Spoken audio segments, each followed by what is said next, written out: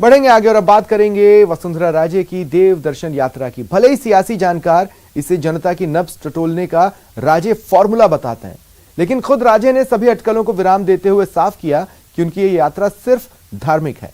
लेकिन सवाल है कि मेवाड़ की 4 दिन की राजे की देव दर्शन यात्रा मरुधरा की सियासत के लिए इतनी अहम क्यों हो गई?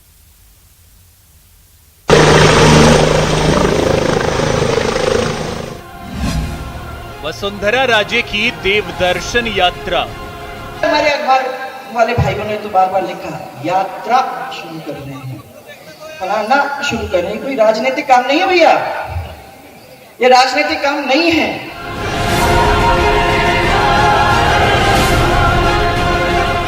चित्तौड़गढ़ में यूं आगाज हुआ पूर्व सीएम वसुंधरा राजे के मेवाड़ दौरे का।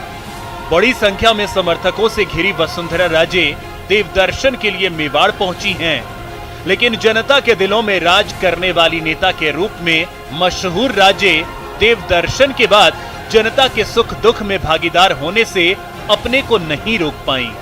आपको उनके कार्यक्रम के बारे में बताएंगे, लेकिन पहले बता दें कि अपने सम्मान समारोह के दौरान उन्होंने सारी अटकलों और विवादों को विराम देते हुए साफ कर दिया कि सार्वजनिक जीवन में सिर्फ राजनीति ही नहीं होती। ये परिवार से मिलने का काम है। ये जहां हमारे सहयोगी नहीं रहे उनके परिवार में जाके उनको श्रद्धांजलि देने का काम है। और जो हमारे मंदिर हैं, जिन मंदिरों ने हमारे ऊपर विश्वास दिया है, आशीर्वाद दिया है, आप सबको दिया है, ऐसे मंदिरों के सामने जाके कोविड गया उसका धन्यवाद देने, उसके पैरों में, उसके चरणों में अपना सिर लगा के धन्यवाद देने के लिए हम धार्मिक यात्रा कर रहे हैं।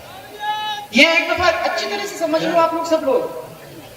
राजनीतिक नहीं है, हर चीज राजनीतिक नहीं होता है। राजनीतिक जो करते हैं उनसे बात करो। आपको बता दें कि वसुंधरा राजे की देवदर्शन यात्रा का आगाज सांवलिया सेठ के दर्शन से हुआ। इसके बाद राजे बांसवाड़ा में त्रिपुर सुंदरी माता के दर्शन करने भी पहुंची। 24 नवंबर यानी अपनी यात्रा के दूसरे दिन राजे राजसमंद में 4 भुजानाथ जी और एकलिंगनाथ जी के दर्शन करेंगी। 24 नवंबर को ही राजे उदयपुर में मेवाड़ के आराध्य देव एकलिंगनाथ जी के दर्शन करेंगी। 25 नवंबर को नाथद्वारा में श्रीनाथ जी और आचार्य महाश्रमण से आशीर्वाद लेंगी। 26 नवंबर को राजे अजमेर में श्री निम्बार्क पीठ में पूजा अर्चना करेंगी और ब्रह्मा जी के भी दर्शन करेंगी। वसुंधरा राजे ने अपने बयान में ये भी साफ कर दिया है कि भले ही ये कोई राजनीतिक यात्रा नहीं है, लेकिन वो बीजेपी के दिवंगत विधायकों और कार्यकर्ताओं के परिवार वालों से भी मुलाकात करेंगी। 4 दिन की मेवाड़ यात्रा में राजसमंद की दिवंगत विधायक किरण माहेश्वरी और धरियावद के दिवंगत विधायक गौतम लाल मीणा के परिजनों से भी मिलने का कार्यक्रम है। वसुंधरा राजे की इस देवदर्शन यात्रा को लेकर पहले बड़ी अटकलें लग रही थी। इसे मेवाड़ में जनता की नब्ज टटोलने की पहल के तौर पर देखा जा रहा था, लेकिन वसुंधरा राजे ने अपने बयान से सभी सियासी अटकलों को विराम देने की कोशिश की है। न्यूज़ 18 राजस्थान के लिए चित्तौड़गढ़ से सुभाष चंद्र बैरागी की रिपोर्ट। और वसुंधरा राजे की देवदर्शन यात्रा को लेकर नेता प्रतिपक्ष गुलाब चंद कटारिया का बयान आया है। कटारिया ने न्यूज़ 18 संवाददाता लवली वधवा से एक्सक्लूसिव बातचीत में कहा कि देवदर्शन यात्रा तो सबके लिए अच्छी है, इस पर तो कोई ऐतराज नहीं है, मगर जिन नेताओं की मृत्यु काफी पहले हो गई उनके यहां पहले जाते तो ठीक रहता।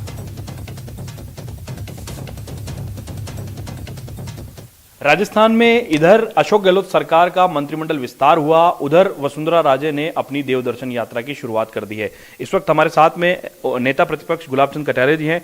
कटारिया जी, आपने भी यात्रा का दौर शुरू किया था, लेकिन उस पर खूब बयानबाजी हुई, खूब सियासत हुई, पार्टी में के दम के बाद आपको बैकफुट पर आना पड़ा।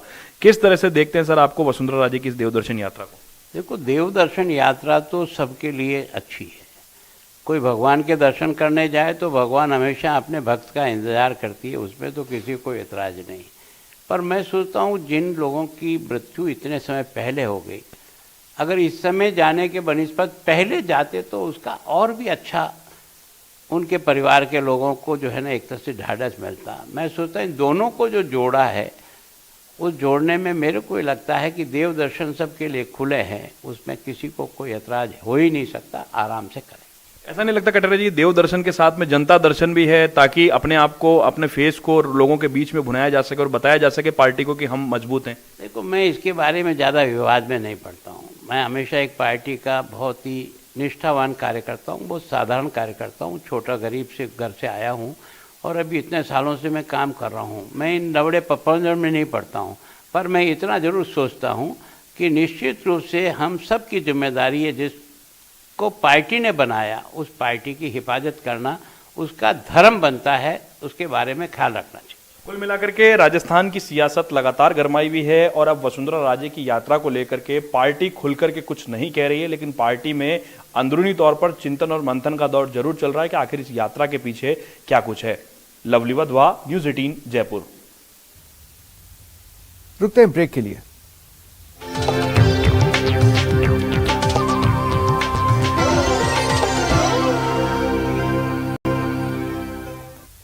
वैसे तो थार नगरी बाड़मेर के कई खिलाड़ी खेल जगत में अपनी कामयाबी का डंका बजा रहे हैं, प्रसिद्धि समृद्धि के शिखर पर चमक रहे हैं, खेल के प्रति लोगों की सोच बदल रहे हैं। लेकिन आज हम आपकी मुलाकात इन प्रतिभाओं को तराशने वाले द्रोणाचार्य से कराते हैं। खेल में भी करियर बनाने लगे हैं युवा, अपने हुनर का दम दिखाने लगे हैं युवा। जो उनके खेलने के खिलाफ थे, अब उनको भी चौंकाने लगे हैं युवा। सपनों की उड़ान जितनी बड़ी होती है, उतना ही कठिन उसे पाना होता है। जी हां, सपनों को पाने के लिए खुद को खोना पड़ता है, रातों को जागकर सपनों को संजोना पड़ता है। राहत की बात यह है कि यहाँ द्रोणाचार्य की भूमिका में गुरु गेमर सिंह बाड़मेर के खेल प्रतिभाओं को तराश रहे हैं। गेमर सिंह के मुताबिक 1985 से वो लगातार निःशुल्क सेवाएं दे रहे हैं। उनके छात्र राजस्थान पुलिस, बीएसएफ, सेना सहित शिक्षा विभाग में काम कर रहे हैं। मेरे कार्यकाल के अंदर कम से कम 15 खिलाड़ी जो राष्ट्रीय स्तर पे खेले हैं और 2 खिलाड़ी इंडिया स्तर पे खेले, इंटरनेशनल लेवल पे खेले हैं।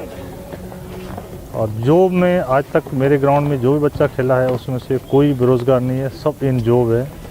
जी हाँ, बिल्कुल सही सुना आपने। गेमर सिंह से वॉलीबॉल की बारीकियां सीखने वाले कामयाबी की कहानियां लिख रहे हैं। न सिर्फ सरकारी नौकरी बल्कि नाम, दाम और यश प्राप्त कर रहे हैं। और क्यों न पाए, बचपन से ही इनकी कड़ी ट्रेनिंग जो शुरू हो जाती है। तस्वीरें इसकी तस्दीक करती हैं। यहाँ एकलव्य भी हैं और अर्जुन भी। और द्रोणाचार्य इनकी प्रतिभाओं को तराश रहे हैं, इनके सपनों को उड़ान दे रहे हैं। मैं 2011 से इसी ग्राउंड पे खेल रहा हूँ। मेरे पास state gold, silver, bronze, national 2 silver, 1 bronze medal है। खेलना सिखाते हैं हमें बास्केटबॉल और बहुत अच्छा सिखाते हैं हमें। अभी जा रही हूँ मैं अंडर 14 खेलने। जब मैं आया था तब मैं बास्केटबॉल बारे में कुछ भी नहीं जानता था। उसके बाद सर के नेतृत्व में मैंने यहाँ रेगुलर प्रैक्टिस की है और उसके बाद मैं वेस्ट जोन यूनिवर्सिटी 3 कंटिन्यू खेला हूँ। उसके अलावा 5 से 7 बार स्टेट में पार्टिसिपेट किया है। यहाँ के बाड़मेर के एक, जिसे मैं कह सकता हूँ द्रोणाचार्य जी, जिनका नाम गेमर सिंह सोडा साहब है, निस्वार्थ भाव से 20-25 सालों से वो अनवरत हजारों बच्चों को वो तैयार कर रहे हैं। उनकी बदौलत काफ़ी बच्चे शिक्षा से जुड़े। कहना गलत नहीं होगा कि गेमर सिंह के समर्पण और प्रतिबद्धता से बाड़मेर की खेल प्रतिभाएं अंतर्राष्ट्रीय स्तर पर मरुधरा का मान बढ़ा रही हैं। राजस्थान का मस्तक गर्व से ऊंचा कर रही हैं, लेकिन अफसोस, खेल और खेल की दुनिया से आधी आबादी अभी भी दूर है। मौका नहीं मिलता बेटियों को, इस बात का है गम। जिन बेटियों को मौका मिला उन्होंने दिखाया दम।